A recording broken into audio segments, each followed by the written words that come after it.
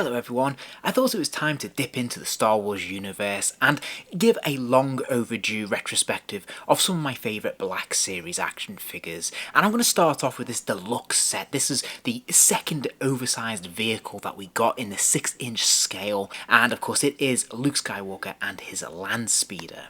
Now, it goes without saying that one of the cool things about the Star Wars toy line in the 3 3/4 inch scale was all the incredible world building playsets and vehicles that we got to play with growing up.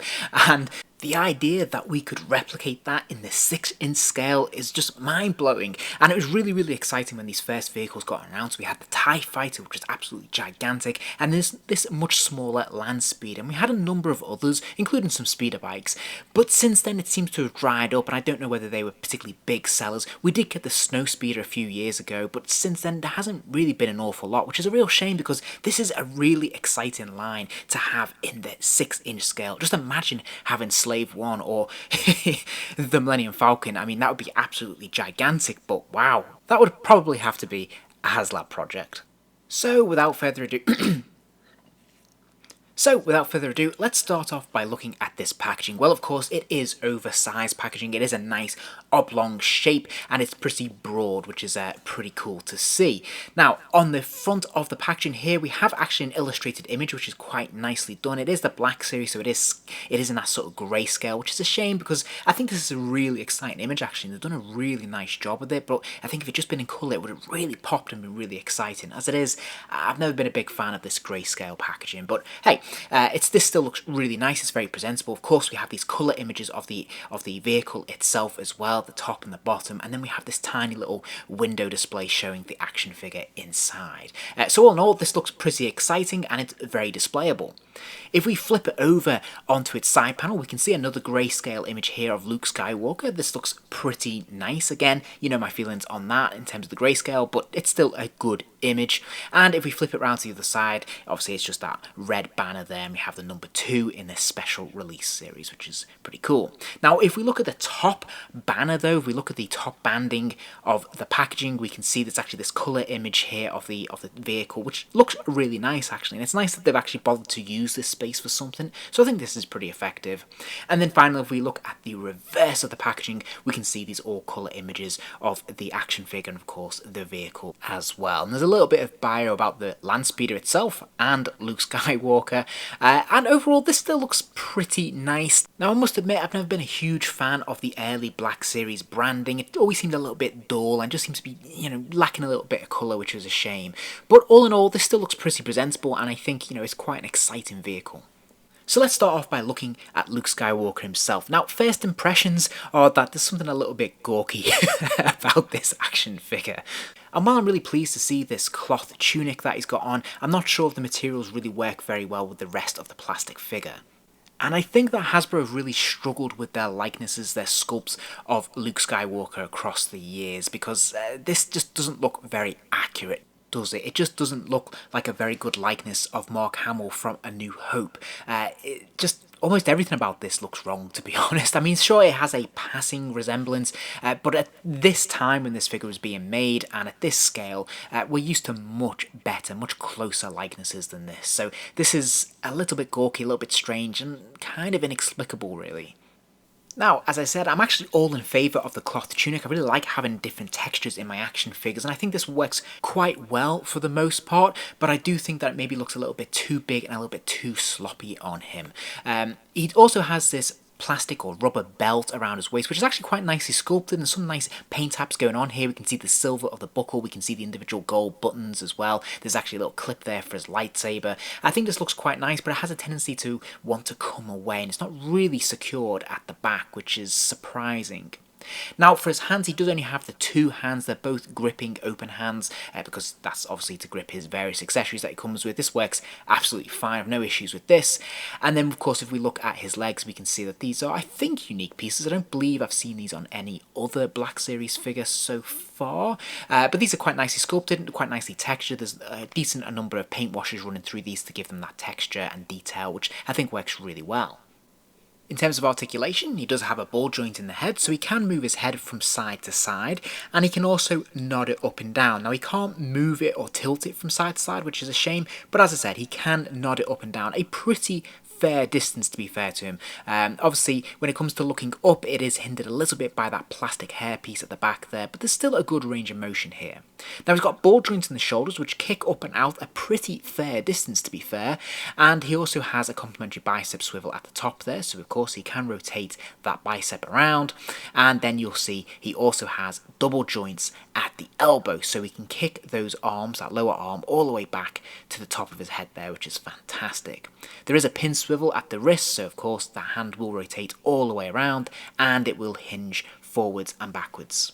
There is a ball joint in the torso, so he can move from side to side, and he can just about lean left and right a little bit as well. He can bend forwards and backwards a little bit. There's not a huge range of motion, but enough. He has ball joints in the hips, and he can really kick his legs out a good distance. Mine are very, very loose, actually, and I'm not sure if that's deliberate to help aid sitting in the vehicle. Now, he also has a complementary thigh swivel as well. Of course, those legs will kick all the way forwards, and they'll kick back a little bit as well. There's double joints at the knees, so of course he can kick that lower leg all the way back, which is fantastic. And then finally there is an ankle pivot, so that foot will turn from side to side and it will also hinge forwards and backwards. Pleasingly, he also comes with a number of unexpected goodies as well, including a poncho, his binoculars, his sand hat with goggles, lightsaber, and this rifle. Now the lightsaber is interesting. It looks to be fairly accurate in terms of its mould and its sculpt, so that's nice, but the paint apps, whilst I really like the silver of the handle, does seem a little too long, and the blue of the lightsaber is just a little bit too pale. To show what I mean, here's what it's like when it's in his hand. That was actually a bit of a struggle to get it into his grip because it's quite thick, and it just looks slightly out of proportion. Like, this looks gigantic. This looks like far, far too big, like twice the length it should be. Now, if we compare against this image here, to be fair, actually in A New Hope, his first lightsaber does seem to be quite large, quite lengthy, much bigger than I remember it being, but even so, this still looks out of proportion. It still looks far too big, and the blue of the lightsaber blade, as you can see here, is just nowhere blue enough. It's far too pale, in my opinion. I did mention before that the lightsaber hilt has that little hook, so of course you can pop that onto his belt as well, which is a nice touch. As for the poncho and hat, again, this is a cloth piece, and I have to say, it's surprisingly effective. I really like that they included this piece, and I think it works really, really well. It's not a look for Luke Skywalker I would immediately think of, but I think this is pretty cool. Now, one thing I did take issue with is the binoculars. They're very nicely sculpted and nicely painted. There's a lot of detail on there, but you'll notice there is this little slim hook. Now, you can slide that onto his belt, and this looks pretty neat, and it looks to be in scale, and I think this looks really effective, and they've done a nice job of this overall. The problem comes in, though, when it comes to Luke actually holding this in his hands. As you can see, this is a really thick piece, and it will not go into that small grip that he's got there. So he can't really grip around the outer edge of the binoculars. You can possibly use the hook inside to slide it over his fingers. It looks a little bit strange though, like this. And then finally, here he is with the rifle, and he can obviously hold this in both hands. He has no problems gripping this. I think this looks really, really good. Sadly, of course, you can't get his finger onto the trigger, although to be fair, if there's just a hook here, there isn't really a trigger anyway. I think this looks really nice. This is quite a cool little extra piece. But yeah, just look at the expression on that face. That just does not look right, does it? Okay then, so let's take a look at the Landspeeder. Now I have to say, this is a really cool piece. They've done a really nice job of faithfully recreating what we see on screen. There's a lot of detail on this, and I really love the different decals they've used on it as well. So this looks absolutely fantastic. I've always really liked the Landspeeder. There's just something very cool about its look and its overall aesthetic, and I really love the attention to detail that Hasbro have applied here, making sure they've got all those dents and grooves and the wonderful paint apps they've applied to make this feel really textured and very detailed and authentic. Now the Landspeeder does come with a plastic stand just to help it hover just off the ground. It's barely noticeable actually, so it's actually very, very effective. It is this clear plastic piece, but you actually can't see it because of the size of the Landspeeder. So it has that effect as if it's just hovering, which is a very cool touch. As I said, there's tons of details in the sculpting here, but also the paint apps as well, and I love all these unique parts that have been used on this vehicle. I think this is absolutely fantastic. It feels like every inch of this is covered in something or has something interesting to offer the eye. It's just a really pleasing vehicle to look at, and as I said, the details make it all worthwhile. The various grooves, dents, scratches, the little bits of colour from various wires or exposed wiring that we see. We have the dashboard where we can see little bits bits on the instrument. We have that steering wheel and the gear stick. Even the seats have a wash running through them to make it look like they've been sandblasted as well, which I think is really, really cool. And also, I really like the windscreen. This is a separate piece that you just plug in, and it just looks absolutely fantastic. It's nice and clear, and it just works an absolute treat.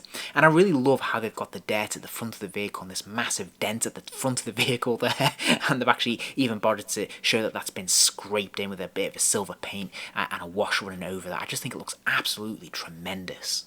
There's even a storage area behind the seats, which I think is really cool. So if you want, you can put your bits and pieces behind here. So if you want to take Luke's poncho and shove it in, you absolutely can do.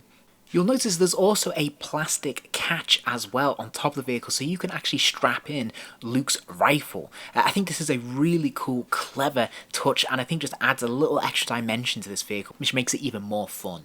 I'm not entirely sure what this little gizmo is, but I do think it's really cool that it actually rotates. It's a nice little feature. You'll also notice that this sort of oil cap, I guess, I'm not sure what it is, but this actually lifts off as well to expose the engine underneath. That's a nice little touch.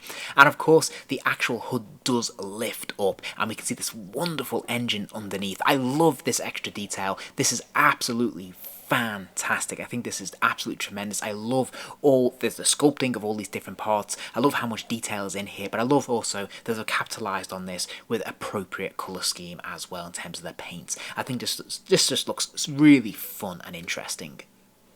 In terms of scaling, here is Luke next to the Landspeeder. I think this looks pretty accurate to what we see on screen. I think it looks pretty good. I'm very happy with this. And of course, Luke can also sit in the vehicle and look as if he's driving it. That's the whole point of this. And he does get in there fairly easily. You have to persevere a little bit to get the angle just right, especially if you're putting the plastic windscreen on first. Then it makes it a little bit more tricky. But he can grip the steering wheel, and of course even the gear stick as well, which is pretty cool. So this looks pretty nice. It is a two-seater, of course, so you can take your Obi-Wan Kenobi or your C-3PO and sit him next to Luke here. C-3PO admittedly is a little bit more tricky with his arms, but persevere and you can get him in, and it still looks pretty good for the most part. So overall, I have to say, I'm actually really pleased with the way this looks. And overall, I have to say, this is a pretty cool set. I really love the Landspeeder. I think they've just nailed it. I couldn't really ask for more with this. I think it works tremendously well, and it's got so much going on, which I think is tremendously fun. The action figure itself, I really like his various accessories that he comes with. I particularly like the poncho and the rifle that he's got there. I think that's really fun. My issue with this figure would be much more to do with the head sculpt, to be honest. I find that to be a little bit disappointing and a little bit off-putting in many ways. And of course, the fact that he can't really hold his binoculars is a bit disappointing as well. But other than that, this is a really cool, very fun set. And if you don't have it, it's getting a little bit tricky to pick up these days, but you can still find them. And I do think that this one is definitely worth having in your 6-inch collection. If you enjoyed this video, please do give it a like, and remember to subscribe, as there'll be plenty more videos soon.